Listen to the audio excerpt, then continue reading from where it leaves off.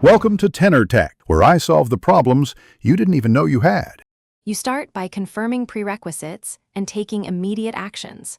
Make sure the correct project is marked as the startup project, and the active solution configuration is set to debug or release as you intend.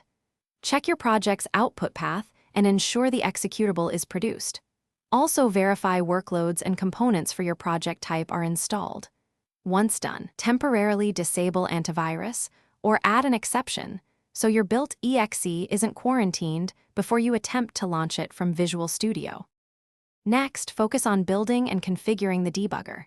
Clean and rebuild the solution, then inspect the output window for missing references, failed post-build events, or mismatched target frameworks.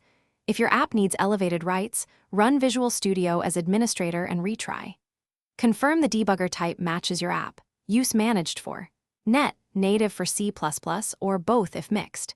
If startup still fails, try attaching to the running process manually via debug right arrow attached to process, and select the correct process and finish by removing local state that can cause startup errors.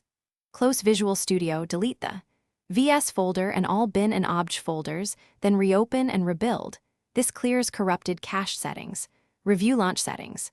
JSON or the project's debug tab for bad command arguments or an incorrect executable path. If problems continue, use Process Monitor to observe file and registry access denials while attempting to start. That single trace often reveals permission or missing file issues, so you can fix the underlying cause quickly. Thanks for watching. Subscribe to keep your life in tune.